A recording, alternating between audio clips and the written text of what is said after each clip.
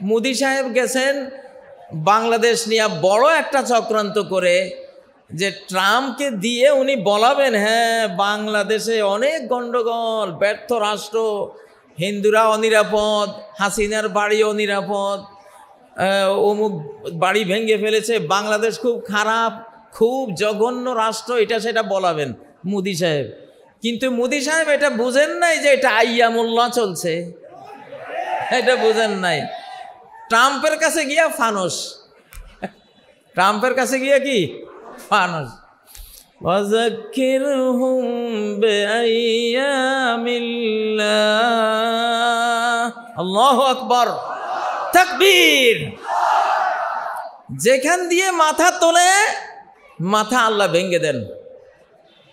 ভারতে বসে বক্তৃতা করেছেন, মনে করেছেন একটা বক্তৃতা দিয়া বাংলাদেশে আগুন লাগাই দিব, আগুন লেগে গেছে ওনার ঘরে। এগুলি আইয়ামুল্লাহর কাজ। কার কাজ? ওয়াযাক্কিরহুম বিআইয়ামিল্লাহ।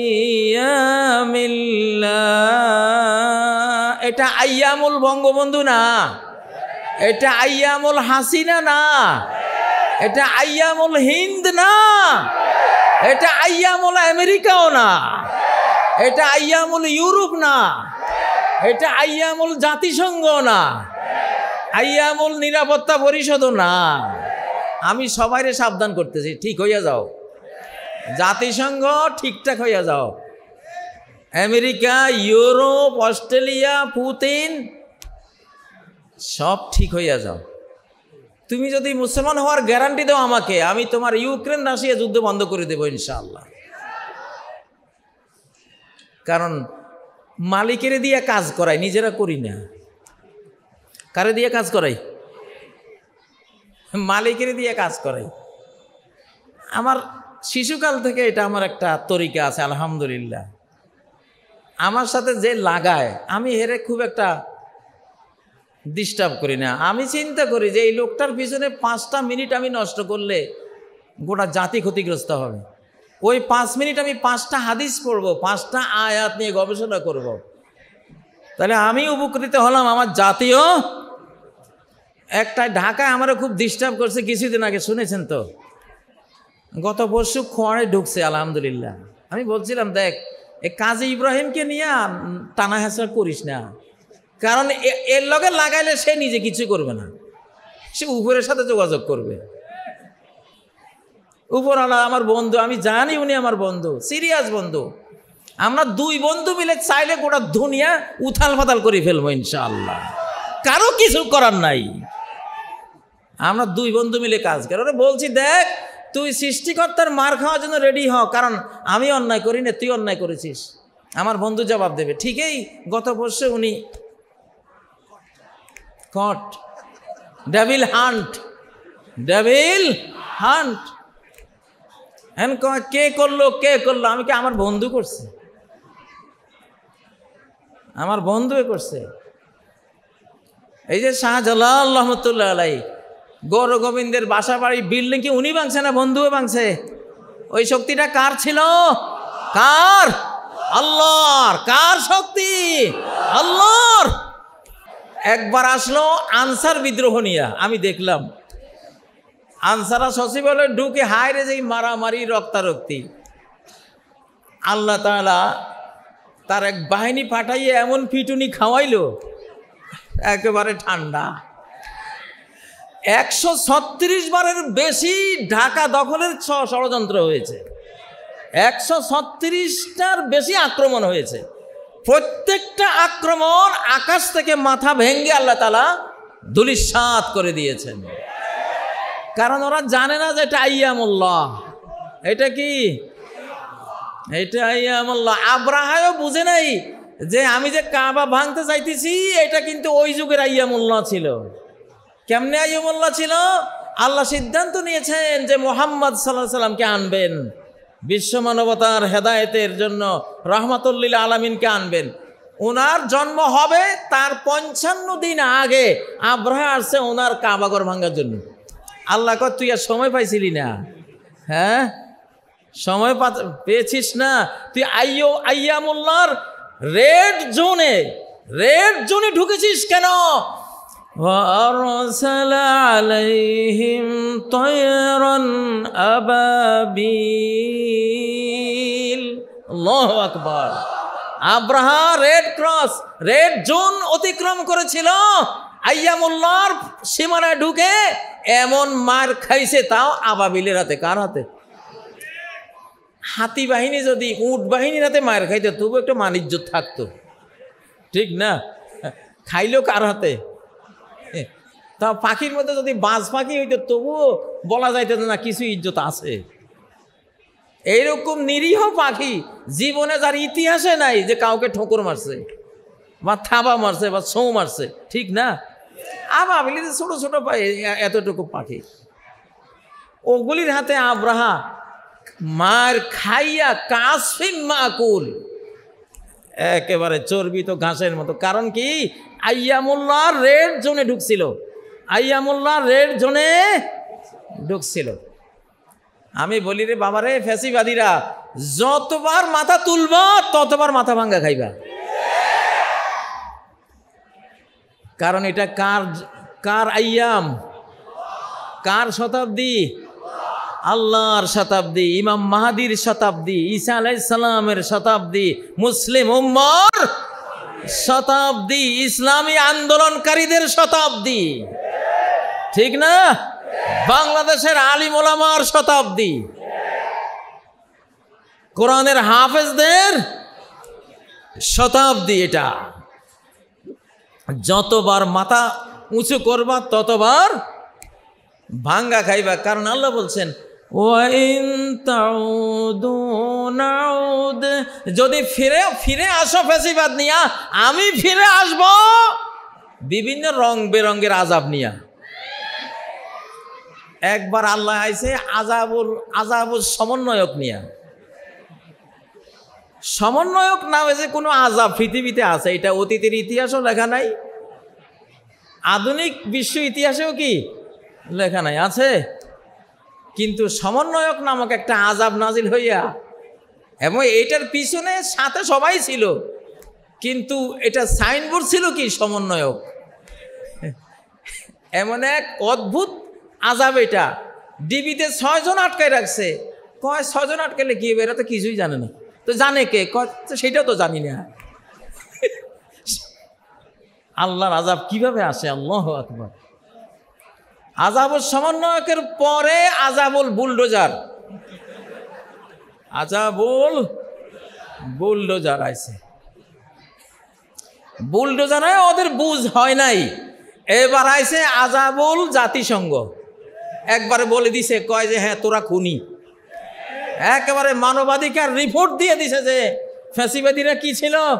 খুনি ছিল। আল্লাহু আকবার। আযাবুল আয়নাঘর, যে আয়নাঘরে আযাব দিয়েছিল সে আয়নাঘর তোমাদের এখন জীবন নেয়ার অবস্থা, ঠিক না? সারা পৃথিবীতে কলঙ্ক, সারা পৃথিবীতে দুর্নাম, সারা পৃথিবীতে ফ্যাসিবাদ এমন একটা শব্দ, অন্য কিছু করলে এত অ্যাকশন হয় না, ফ্যাসিবাদ করলে যে অ্যাকশনটা হয় একেবারে সিল মোহরের সবটা লেগে গেছে, পিঠে, বুকে, পাঁজরে, সব দিকে, ঠিক না বে ঠিক? বুঝ যদি এখনো না হয়, আরো যে কি অজানা আযাব আসবে সামনে ভাই, এটা আল্লাহর কাছে ইলম আছে, আমাদের কাছে নাই। প্রিয় ভাইয়েরা, ওয়াযাক্কিরহুম বিআইয়ামিল্লাহ।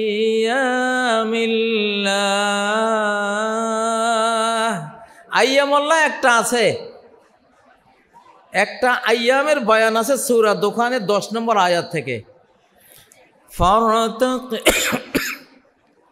ফারতাকিব ইয়াওমা তা'তিস সামাউ বিদুখানিম মুবিন।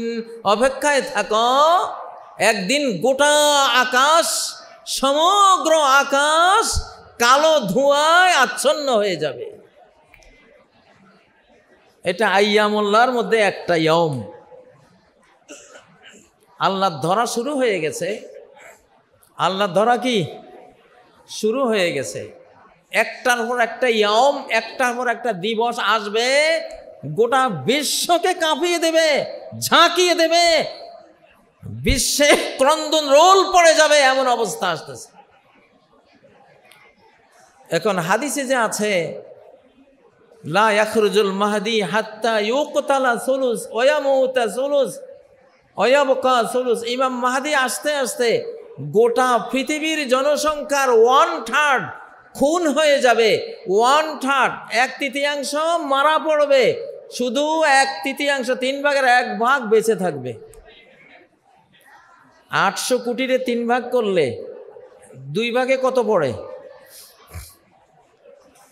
800 কোটির 1 ভাগে 250 কোটির উপরে, 2 ভাগে তাহলে 500 কোটির উপরে মানুষ মারা যাবে। কারা কারা মারা যাইতে পারে আমার কাছে শুনবেন? ইমাম মাহদি আসার আগে আল্লাহ কাদেরকে খুন করে হয়তো জান্নাতে দিয়ে দিবেন যদি ঈমান থাকে, জাহান্নামে ফেলে দিবেন যদি ঈমান না থাকে। এই খুনটা কারা হবে এটা কারা জানতে চান? বুঝা গেছে জানের মায়া আছে সবার। এইটা কোরআনে কয়েক জায়গাতে ইশারা পাওয়া যায় এই খুনটা কারা হবে। একটা ইশারা পাওয়া যায় হযরতে খিজির আলাইহিস সালামের ঘটনায়। একটা বাচ্চাকে ধরে ঘাড় মটকিয়ে হত্যা করেছিলেন কিনা? খিজির আলাইহিস সালাম হত্যা করেছেন না? কেন করেছিলেন? কারণ কি বলেছিলেন? যে এই শিশুটা বড় হলে কাফের হবে, বেঈমান হবে। এর মা বাবা ঈমানদার, মাও ঈমানদার, বাবাও কি ঈমানদার। কিন্তু খিজির আলাইহিস সালাম আল্লাহর কাছ থেকে জানতে পেরেছেন যে এটা বড় হলে বেঈমান হবে, মাকেও বেঈমান বানিয়ে ফেলতে পারে, বাবাকেও কাফের বানিয়ে ফেলতে পারে, এই জন্য কতল করে ফেললাম। فخشينا أن يرهقهما طغيانا وكفرا। তাহলে বোঝা গেল কি, কোনো ইমানদার যদি বেঈমান হয়ে মরার আশঙ্কা থাকে, কোনো দুনিয়ার লোভে দিন বিক্রি করে বেঈমান হওয়ার আশঙ্কা থাকে, অথবা ভোটের সময় নির্বাচন আসতেছে, এইবারের নির্বাচনটা কিন্তু মরা বাঁচার নির্বাচন হবে, যেটা কোরআনের ভোট দিবে সেটা বাঁচতে পারে, যেটা কোরআনে ভোট দিবে না হয়তো ওই যে খিজির আলাইহিস সালামের ওই কায়দায় খুন হয়ে যাবে। এখন আর টাইম নাই, শেষ টাইম। কারণ আইয়ামুল্লাহ চলছে। কি চলছে? এতকাল ভোট দিছেন, এটা আইয়ামুল্লাহ না, ডাইরেক্ট আল্লাহ নিয়ন্ত্রণের যুগ না, ওটা কর্ণ শয়তান ছিল। ভোট দিয়েছেন আল্লাহ, আচ্ছা এটা শয়তানের যুগ, শয়তানি করবে যাক। কিন্তু এখন বাংলাদেশ সহ গোটা পৃথিবী ডাইরেক্ট আল্লাহ নিজ হাতে নিয়েছেন। এইবারের নির্বাচন যদি কোরআন ছাড়া অন্য কিছুরে ভোট দেন, তখন খিজির আলাইহিস সালাম যদি বেঁচে থাকেন তাহলে উনি তো আসবেন, আর যদি উনি না থাকেন আল্লাহর কি বান্দার অভাব আছে? আল্লাহ বলবে এটারে মাইরা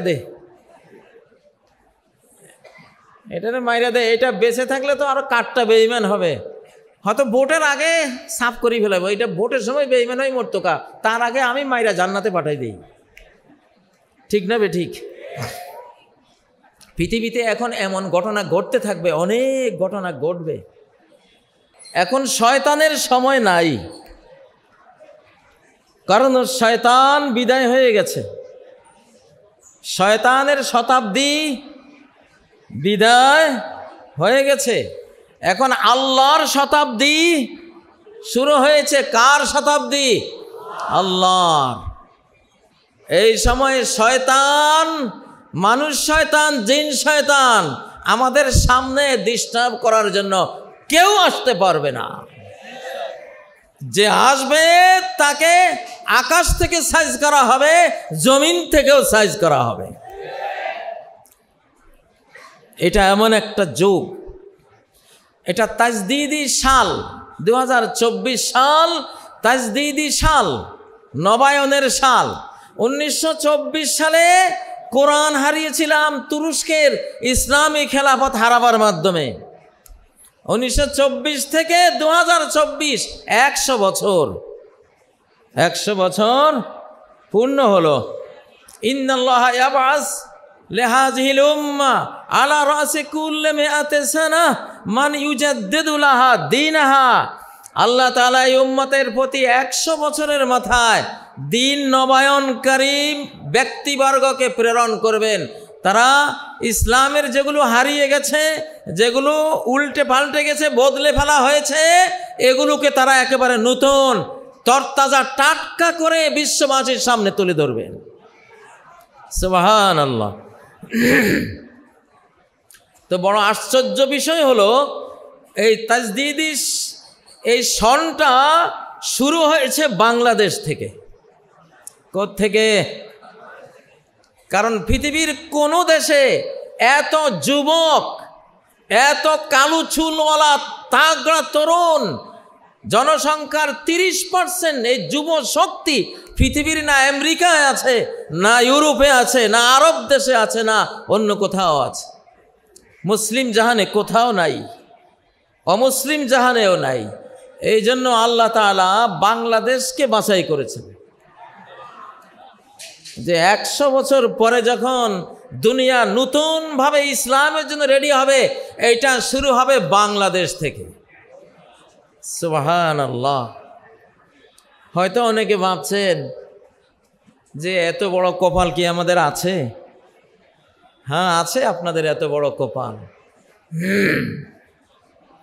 বাংলাদেশ স্বাধীন হয়েছে আগস্টের 5 তারিখ। এরপরে বিশ্বের এমন একটা জায়গা স্বাধীন হয়েছে, যেই জায়গা, যেই দেশ গোটা বিশ্বকে শাসন করবে, সেখানে বসে ইমাম মাহদী এবং হযরত ঈসা আলাইহিস সালাম। সেই দেশের নাম কি? হ্যাঁ, বাংলাদেশের পরে স্বাধীন হয়েছে সিরিয়া। কোনটা? এটা মুহাজারে ইব্রাহিম, ইব্রাহিম আলাইহিস সালামের হিজরতের জায়গা। ফাখিয়ারুন নাস ইলা মুহাজারে ইব্রাহিম। শেষ জামানায় সারা বিশ্বের আল্লাহর প্রিয় বান্দারা শামের দিকে, সিরিয়ার দিকে, ফিলিস্তিনের দিকে চলে যাবে, ইমিগ্রেশন করবে, হিজরত করবে, দেশ ত্যাগ করে ওইদিকে যাবে গোটা বিশ্ব চালাবার জন্য। সুবহানাল্লাহ। তাহলে আল্লাহ বাংলাদেশ দিয়ে শুরু করেছেন, বাংলাদেশের পরে স্বাধীন করেছেন সিরিয়াকে, সিরিয়ার পরে স্বাধীন করেছেন ফিলিস্তিনকে, বাইতুল মুকাদ্দাসকে। পরপর 3টা ঘটনা কিন্তু ঘটলো, ঠিক না? কাকতালীয় কিছু নাই, সবই পরিকল্পিত, সুপরিকল্পিত। ও ভাইয়েরা, সব কিছু পাল্টে ফেলেন, নতুন করে নেন। জাদ্দিদু ঈমানাকুম বিকৌলি লা ইলাহা ইল্লাল্লাহ ইন্না হাযাল ঈমান ইয়াখলাক কামা ইয়াখলাকুস সাওব। নবী সাল্লাল্লাহু আলাইহি সাল্লাম বলেন, ঈমান পুরানো হয়ে যায় যেমন একটা জামা ব্যবহার করতে করতে কি হয়ে যায়? পুরানো হয়ে যায়। আমাদের ঈমানটা তো পুরানো হয়ে গেছে, এটাকে নবায়ন করতে হবে। কি করতে হবে? নতুন করতে হবে, নতুন সালাত পড়তে হবে।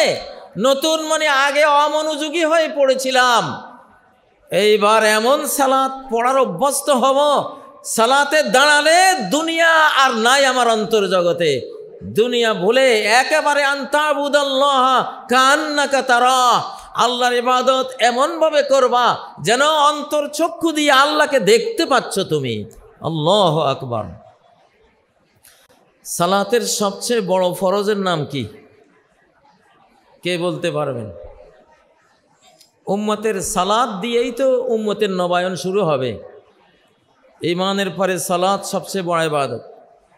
সালাতের সবচেয়ে বড় ফরজ যেটা, সেটা ফিকহের কিতাবে নাই। ফিকহের কোনো কিতাবে এটাকে হিসাবেই আনে নাই, না শারে বেকায়ার মধ্যে, না হেদায়ার মধ্যে, না দুররে মুখতার, রদ্দে মুখতার, দুররে মুখতার, কোনো ফিকহের কিতাবেই সালাতের সবচেয়ে বড় ফরজ যে পয়েন্টটা, ওটার উল্লেখে নেই। এই জন্য তো উম্মতের ক্ষতিটা হয়েছে।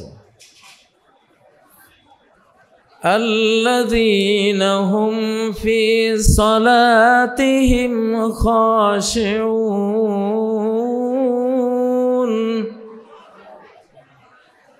আল্লাযীনা হুম। আল্লাহ তাআলা সালাতের একটা ফরজ সূরা আল মুমিনুনের যে ৮ দফা বর্ণনা করেছেন, সালাতের ব্যাপারে শুধু একটা পয়েন্ট উল্লেখ করেছেন, যেই পয়েন্টটা ফিকহের কিতাবে আসে নাই, কোনো ফিকহের কিতাবে নাই। আল্লাযীনা হুম, যারা ফি সালাতিহিম, তাদের সালাতের মধ্যে খাশিউন, যারা পরমভাবে বিনয়ী, আল্লাহর ভয়ে ভীরু, নিস্তব্ধ, নিথর, এমনভাবে সালাত পড়ে, সালাতে দাঁড়ালে এটা কি একটা মানুষ না একটা কাঠ বোঝা দায় হয়ে যায়। এইভাবে যারা সালাত পড়ে তারা জান্নাতি। তারা কি? তারা জান্নাতি। ও ভাইরা, মনের ভেতরে শয়তান যে যুদ্ধ লাগায়, সালাতে দাঁড়ালেই মনটা মার্কেটে, মনটা শ্বশুর বাড়িতে, মনটা ব্যবসায়িক সেন্টারে, মনটা আমার গাড়ি কোথায় রেখেছি যদি চোরে নিয়ে যায় ওইদিকে, ঠিক না কি? এই সালাত দিয়ে আমরা শয়তানের সাথে পারবো? পারবো না, পারবো না। হযরত আলী রাদিয়াল্লাহু তাআলা আনহু, তার পায়ের গোড়ালিতে তীর বিঁধেছিল,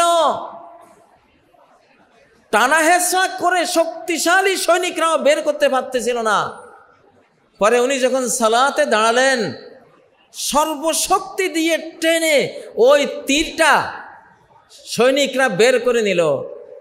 হযরত আলী টেরে ফেলেন না যে এত বড় অপারেশন তার পায়ের উপর দিয়ে গুজরে গেল। আল্লাহু আকবার। নবায়ন করুন, আল্লাহর সাথে সম্পর্ক নবায়ন করুন, আল্লাহর সাথে সম্পর্কটা কি করুন? নতুন করে নিন। আপনারাই বিশ্ব নেতৃত্ব দেবেন, আগামী পৃথিবী আপনাদের। আমি কয়েকটা মাহফিলে বলেছি, এখন না আমেরিকার সাম্রাজ্য থাকবে, না ইউরোপের থাকবে, না রাশিয়ার থাকবে, না অস্ট্রেলিয়ার থাকবে, না ভারতের থাকবে, কারোই কোনো সাম্রাজ্য আর পৃথিবীতে থাকবে না। আমি একটা কারণ বলেছিলাম, সেই একটা কারণ হলো ইসলাম বলে নারী মানি রাষ্ট্র, মা জাতি হলো রাষ্ট্র। মা জাতিকে হিজাব করানো মানি, পর্দা করানো মানি, মা জাতিকে ঢাকা মানি রাষ্ট্রকে ঢাকা। মা জাতিকে স্কার্ফ ফলালেন, ঢাকলেন, সেভ করলেন, মানে আপনি গোটা বাংলাদেশ, গোটা রাষ্ট্রকে সেভ করলেন। যেসব জাতি মা জাতিকে ঢাকে না, সেভ করে না, রক্ষা করে না, তাদের রাষ্ট্র রক্ষা হবে না, না হবে না, আল্লাহ কেড়ে নেবেন। পৃথিবীতে কোনো ফাদারল্যান্ড নাই, আছে মাদারল্যান্ড। কি আছে? মাদারল্যান্ড, মাতৃভূমি, পিতৃভূমি আছে। হ্যাঁ, মাগুলি ঠিক করলে আল্লাহ আপনাকে ভূমি দেবেন। মাগুলিকে আল্লাহর হুকুম মতো চালালে আল্লাহ আপনাকে একটা রাষ্ট্র দেবেন। যদি মা জাতিকে ঠিক মতো না চালান, রাষ্ট্র দেবেন না। ইসরায়েল ইহুদি জাতির রাষ্ট্র নাই। কেন নাই? এত বড় যোগ্যতা।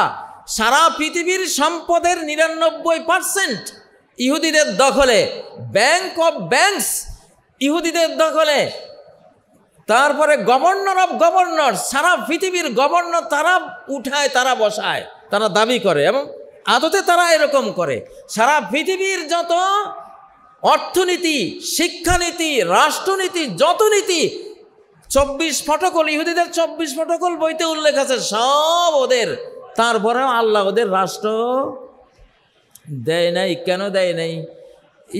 ইহুদিরা যত হলিউড, বলিউড, সিনেমা, যত ব্লু ফিল্ম, যত বেহায়াপনা, বেলেল্লাপনা বিশ্বময় ছড়িয়ে গেছে, এর পিছনে রয়েছে কারা? ইহুদি জাতি। এই জন্য আল্লাহ বললেন যে না, যে মা জাতির জন্য একটা দেশ দেব, মা জাতির জন্য তো ঘর, মা জাতির জন্যই তো ঘর। সারা কোরআনে বুয়ুতিহীন না, বুয়ুতে কুন্না, ঘরের কথা বলতে আল্লাহ বলেছেন নারীদের ঘর। ও মহিলারা তোমাদের ঘর, ঘরের সম্পর্ক করেছেন নারীর সাথে। ঘর থেকে বাড়ি হয়, বাড়ি থেকে গ্রাম হয়, গ্রাম থেকে ইউনিয়ন হয়, ইউনিয়ন দিয়ে উপজেলা হয়, উপজেলা দিয়ে কি হয়? জেলা হয়, জেলা দিয়ে বিভাগ হয়, বিভাগ দিয়ে রাষ্ট্র হয়। শুরুটা হলো কোত্থেকে? ঘর থেকে। কোত্থেকে? ওয়াকরনা ফি বুয়ুতিকুন্না, ও নারীরা বুয়ুতিকুন্না, আমি আল্লাহ ঘর বানাইছি, তো ঘর দিয়েছি তো তোমাদের জন্য, তোমাদের জন্য। স্বর্ণের জন্য কি লাগে? জুয়েলার্স লাগে। স্বর্ণের জন্য আলমারি লাগে। স্বর্ণের জন্য কেসি গেট লাগে, লোহার কেসি গেট। স্বর্ণের জন্য বন্দুকওয়ালা পাহারাদার লাগে। লোহার রডের জন্য লাগে? লোহার রড রাস্তায় ফেলি রাখে। আমরা পুরুষেরা হলাম লোহার রড।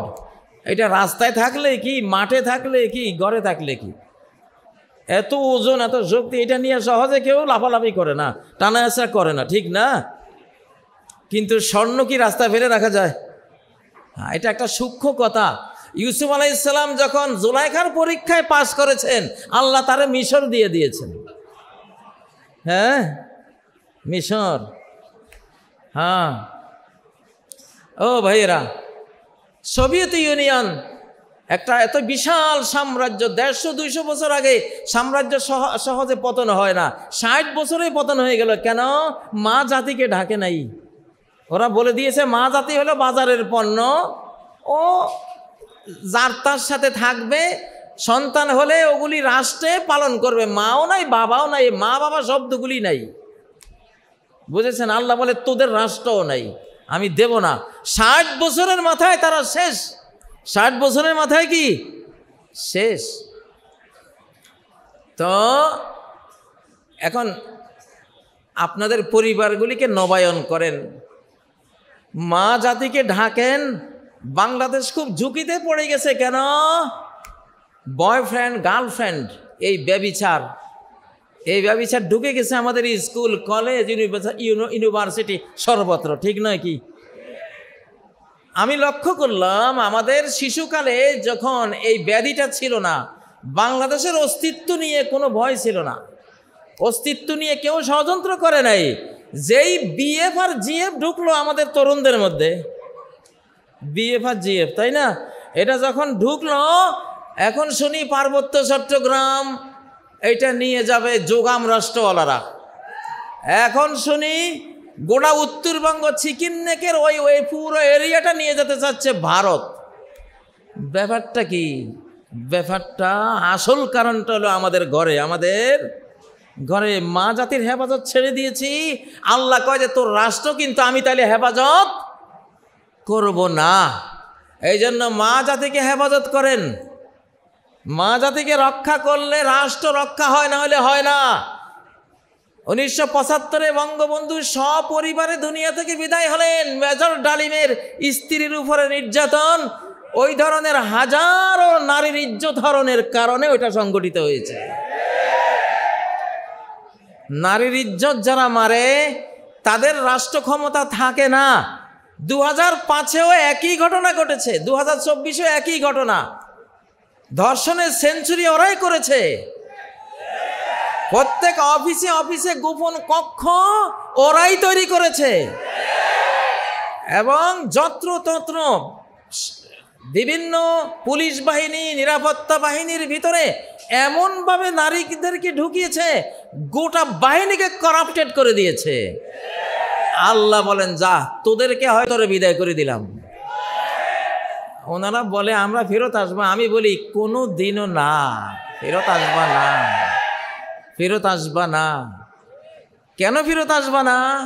যেই কারণে ইহুদিরা রাষ্ট্র পাচ্ছে না, একই কারণে তোমরাও পাইবা না। এখন মহিলাদেরকে ঢাকে কারা? আমাদের যারা ইসলামী রাজনীতি করে, ঠিক না?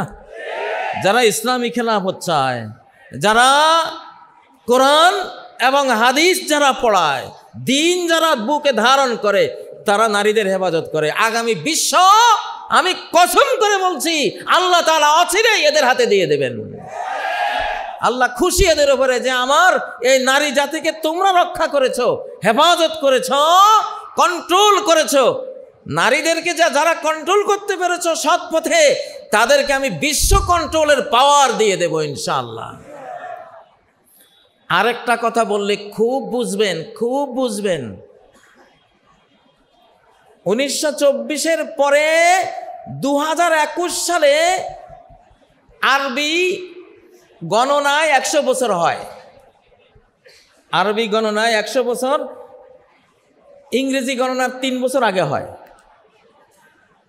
আরবি গণনার 100 বছর, ইংরেজি গণনার 3 বছর আগে হয়ে যায়। তো 1924 থেকে 2021 আরবি সাল অনুসারে 100 বছর। ওই 100 বছর পূর্তিতে আল্লাহ ক্ষমতা দিলেন, ইসলাম নবায়ন করলেন, ইসলামী খেলাফত নবায়ন করলেন আফগানিস্তানে। তাকবীর, লিল্লাহে তাকবীর।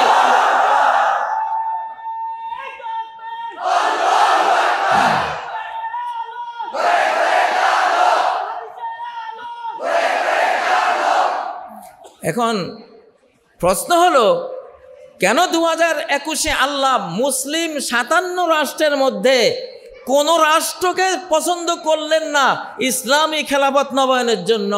আফগান জাতিকে কেন পছন্দ করলেন? একমাত্র কারণ, আফগানরা নারীদেরকে যেই কঠিন হেফাজত করে, সারা পৃথিবীর কোনো দেশ নারী জাতিকে, মা জাতিকে এত কঠিন হেফাজত করে না। মূল নিউক্লিয়াস কারণ ছিল এইটা। আমি জানি আফগানদের ইতিহাস। আফগান উপজাতিতে গেলে আপনি যদি তাদের নারীদের দিকে উল্টাপাল্টা তাকান, একবারে গুলি করে দেবে ওরা। এইরকম জাতি, এইরকম জাতি আল্লাহ ওদের পছন্দ করেছেন যে রাষ্ট্রের যে নিউক্লিয়াস, যে মূল, সেই মূলটা তোমরা রক্ষা করেছো। যাও, সারা বিশ্বের বুকে আমি তোমাদেরকে মনোনীত করলাম, ইসলামী ইমারত, ইসলামী খেলাফত দিয়ে দিলাম। আমি আল্লাহর কসম করে বলতে পারি, যদি ইসলামী দলগুলি বাংলাদেশে মা জাতিকে আফগানিস্তানের ওই জাতির মতো রক্ষা করে, অচিরেই তারা বাংলাদেশের ক্ষমতা পেয়ে যাবে ইনশাআল্লাহ।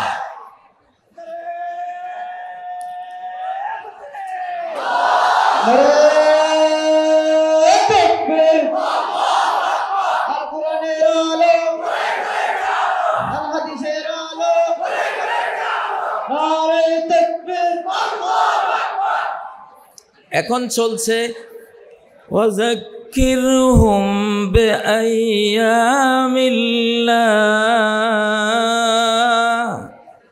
ওদেরকে ওয়াজ করো। আল্লাহ বলছেন, ও মূসা, তোমার যে ঐতিহাসিক অবস্থা তোমার জাতির, তুমি আল্লাহর দিবসগুলি উল্লেখ করে করে জাতিকে ওয়াজ করো, উপদেশ দাও, বুঝাও। কার দিবস? আল্লাহর দিবস। কার দিবস? ওয়াযাক্কিরহুম বিআইয়ামিল্লাহ।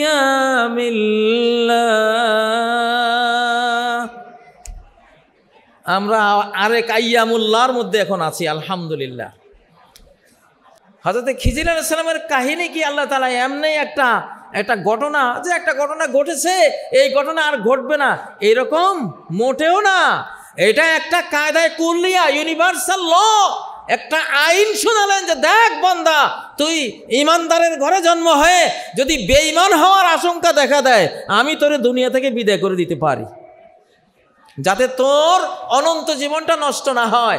দুনিয়ার খুন হইলে দুনিয়ার জীবন গেল, কিন্তু যদি বেঈমান হয়ে যাস তাহলে অনন্ত লোকের জীবন তোর শেষ হয়ে গেলি, শেষ করে ফেললি। অনন্ত লোকের খুন হলি, সেই ইমান খুন হলে অনন্ত অসীমকালের খুন আসবে তোমার জীবনে, যেখান থেকে আর মুক্তি কখনো মিলবে না। সেই জন্য এইবারে নির্বাচন আমি কিন্তু ভয় পাচ্ছি খুব। আমার এখানে অনেক ছাত্র আছে, একটু দেখামু বাহার, একটু মৌলানা বাহারে দাঁড়াও তো। এই যে আমার ছাত্র, মাশাআল্লাহ, এই যে মৌলানা হযরত মৌলানা কামরুদ্দিন আমার ছাত্র, আর আরেকজন এই যে আমার ছাত্র,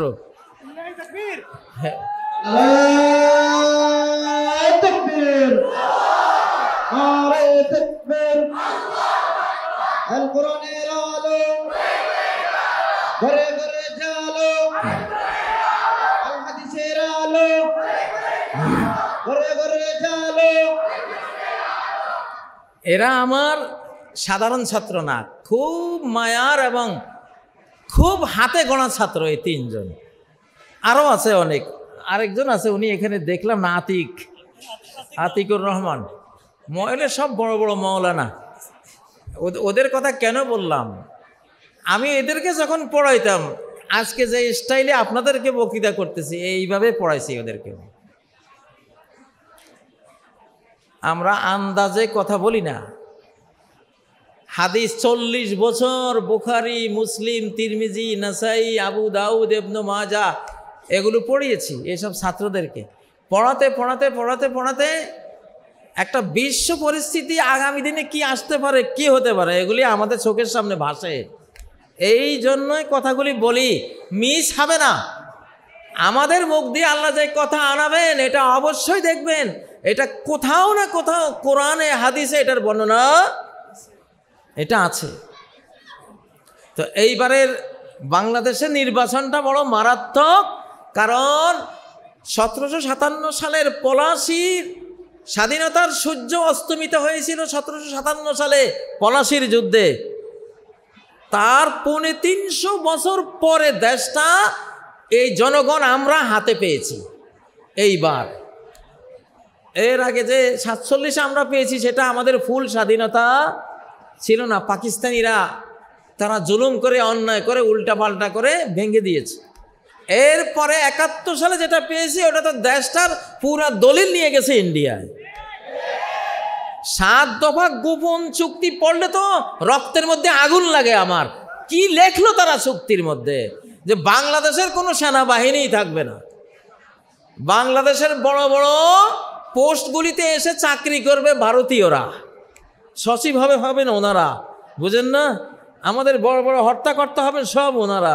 সি আস্তাগফিরুল্লাহ। তা দেশ কি আমরা পেয়েছিলাম? আমরা পাই নাই আসলে। সেই জন্যই ওই অবৈধ দলিল মূলেই তারা আমাদেরকে কলোনি বানিয়েছে, দাসী বানিয়েছে, আয়না ঘরে নির্যাতন করেছে, চলতেই থাকতো।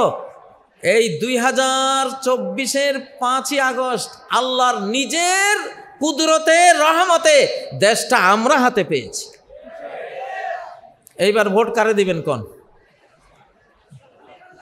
কারে দিবেন?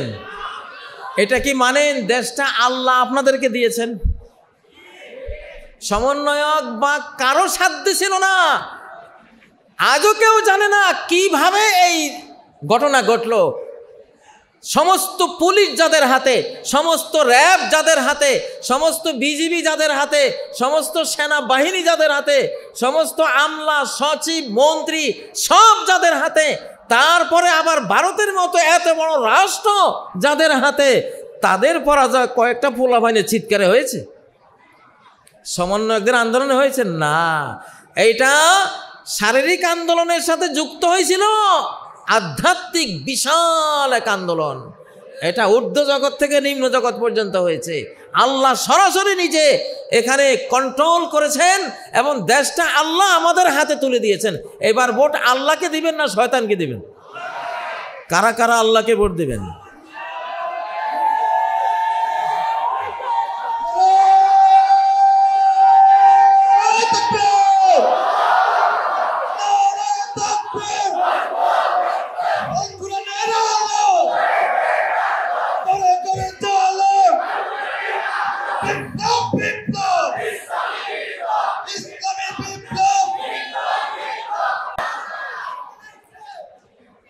বাংলাদেশের ধর্মীয় রাজধানী হলো এই সিলেট নগরী।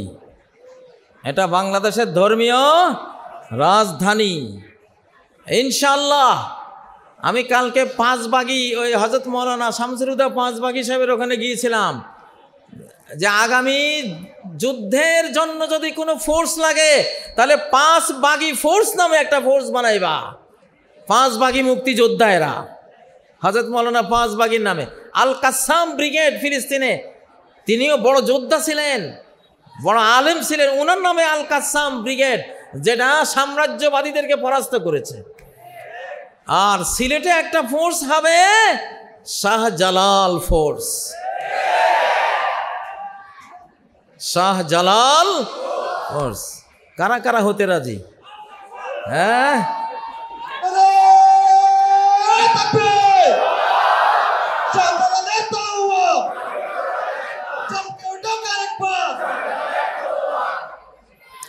ও ভাইরা, এখন আর আমাদের আপনাদের পরাজয় হওয়ার কোনো সম্ভাবনা নাই, কোনো সম্ভাবনা নাই। কাল্লা ইন্না মাইয়া রাব্বি সায়াহদিন। কঠিন কালেও কোন ফেরাউন আমাকে ধরতে পারবে না, কারণ আমার সাথে আমার সর্বশক্তিমান ইটারনাল পাওয়ারের মালিক রব গাইড দিচ্ছেন আমাকে। আল্লাহু আকবার। এখন আইয়ামুল্লাহ চলছে, যেখানে যে শয়তান মাথা ছাড়া দিয়ে উঠবে আল্লাহ নিজে তার মাথা ভেঙে দেবেন। বাল নাকযিফু বিল হাক্কি আলাল বাতিল ফায়াদমাগু। আমি বাতিলের উপরে, মিথ্যার উপরে, শিরিক কুফরি বেঈমানি তন্ত্র মন্ত্রের উপরে আমি সত্যের ইসলামের কোরআনের বোম্বিং করে ওটাকে মেছাকার করে দেই। এই ক্ষমতা আমার আছে, আল্লাহর আছে না নাই? ও ভাইয়েরা, যেহেতু এটা আইয়ামুল্লাহ, ইমাম মাহদি পর্যন্ত আমরা প্রত্যেকবার শেষ হাসি হাসবো ইনশাআল্লাহ। ঈসা আলাইহিস সালাম পর্যন্ত এখন শেষ হাসি আমাদের। প্রথমে একটু হয়তো মাইটের খাইয়া কানবো আর কি, কিন্তু শেষ হাসি যদি হাসতে পারি, আগের কান্না কি আমরা মনে রাখবো? মায়েরা অনেক কষ্টে একটা শিশু দুনিয়াতে এনে শিশুর হাসি মুখ দেখলে ওই কষ্ট কি মনে রাখে? মুহূর্তে তারা ভুলে যায় ইনশাআল্লাহ। এখন আর আমি একেবারে সামারিটা দিচ্ছি আপনাদেরকে, যাতে আপনারা সাহসী থাকেন। আমি ভাই আমার সাথে কোনো দল নাই, বল নাই। আমি জানি আমারও সবাই ভালোবাসেন আপনারা, আলহামদুলিল্লাহ। আমার ছাত্ররা, ইসলামী আন্দোলনের কর্মীরা সবাই ভালোবাসে। কিন্তু আমি যখন চলি, আমি একাই চলি। কিন্তু একা যে চলি, আমার সাথে কত বড় পাওয়ার ভিতরে কাজ করে জানেন? সেই পাওয়ারটা রয়ের ফান্ডারা দেখেছিল গ্রেপ্তারির রাত্রে, যে এই লোক এত নিরীহ লোক। আমি তো জীবনেও গরম একটা ওয়াজও তো করি নাই টেলিভিশনে। ওরা ভাবছে নিরীহ হুজুরা যাবো আর ধৈরা নিয়ে আয়নাগরে ঢুকামু। ওনারা গেছিলেন তো আয়নাগরের বদনিয়তে। আমি 2 দিন আগে টের পাইছিলাম আল্লাহর কাছ থেকে যে তোমারা কিন্তু ধরতে আসবে। তো আল্লাহ তাআলা এমন একখান বক্তৃতা করাইছে সেই রাত্রে, ওই বক্তৃতার পরে ওরাই বলছে আমার এই ডিবি অফিসে নিয়ে যে হুজুর শেষ হয়ে গেলাম, এই দেশে আর আমাদের কাজ করার কোনো সুযোগ নাই। কারণ যেভাবে জাগাই দিছেন, যেভাবে গোটা জাতিরে সতর্ক করে ফেলাইছেন, আমরা আর এদেশে কাজ করতে পারবো না। বাস্তবেও কিন্তু সেটা হয়েছে, ঠিক না? ওয়াযাক্কিরহুম বিআইয়ামিল্লাহ।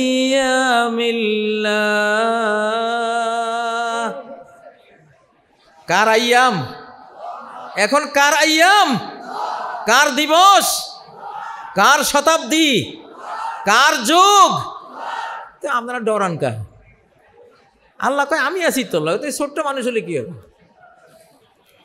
হ্যাঁ, এখন দুনিয়া জয় করা দিবেন আল্লাহ আবাবিল দিয়া, ওই হামাস দিয়া, কটা পোলাফান দিয়া সারা পৃথিবীর সামরিক শক্তিকে এমন এক দৃষ্টান্তমূলক শিক্ষা দিয়ে ছাড়ছে, বিশ্ব ইতিহাসের সামরিক হিসাব নিকাশ সব পাল্টে গিয়ে কয় হামাসের কাছে এখন যুদ্ধবিদ্যা শিখ, কেমনে যুদ্ধ করতে হয়। আল্লাহু আকবার। কারণ ওদের সাথে কে আছে? মালিক আছে। কে আছে? ওয়াযাক্কিরহুম বিআইয়ামিল্লাহ। আরেকজন আসছে সৈন্যবাহিনী লইয়া মায়ের খাওয়ার জন্য। এখন মনে মনে ভাবতেছি যে তোমার কপালে মায়ের আছে, এই জন্য ফিলিস্তিনে আসছো। কে আসছে আপনারা জানেন, আমি নাম নিতেছি না। কিন্তু মায়ের একটা ওনাদের কপালে আছে, শক্ত মায়ের। কেন ওখানে সব অদৃশ্য ফেরেশতারা ঘেরাও করে রাখছে, সব আকাশ বাহিনী গোটা মুলকে শাম ঘেরাও দিয়ে রাখছে, মুলকে শামের উপরে ডানা বিস্তার করে রাখছে। যে আসবে মার খাবে ইনশাআল্লাহ। আমাদের এখন মায়ের খাওয়ার যুগ না মায়ের দেওয়ার যুগ? আরে এত আসতে পেলে মার দিবেন কেমনে? মার খাওয়ার যুগ না মার দেওয়ার যুগ? কোরআন হাদিসে আছে না নাই?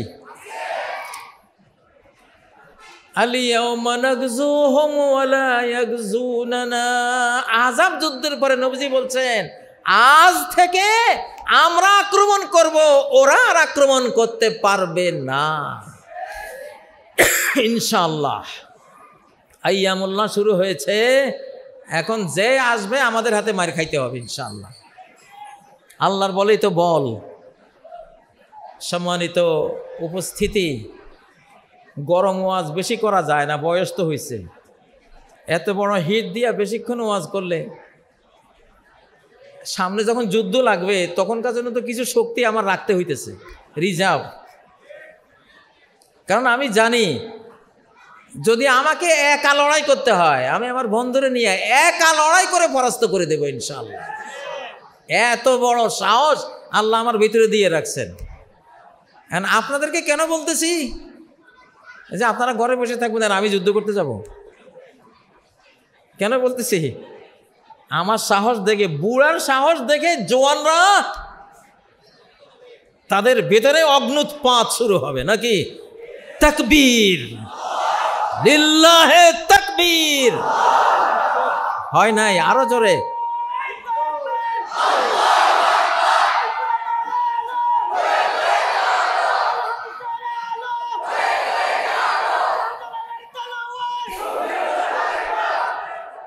আল্লাহ তাআলা যারা আল্লাহর পথের যোদ্ধা ওদেরকে তিনি একবারে কোনাকুনি পথে জান্নাতে পাঠাই দেন। আর যারা যোদ্ধা না তারা অনেক ঘুরা পথে জান্নাতে যাওয়া লাগে। আর জেহাদের পথ হলো কোনাকুনি পথ। শুকনা মৌসুমে যখন ক্ষেত শুকাই যায় তখন রাস্তা দিয়ে ঘুরে যাইতে 3 কিলোমিটার, আর খেতে নামে গেলে আধা কিলোমিটারও হয় না। তখন আমরা কোন পথে যাই? হাঁটা পথ হইলে কোনাকুনি পথে যাই না? এই জেহাদ হইল জান্নাতে যাওয়ার কোন পথ?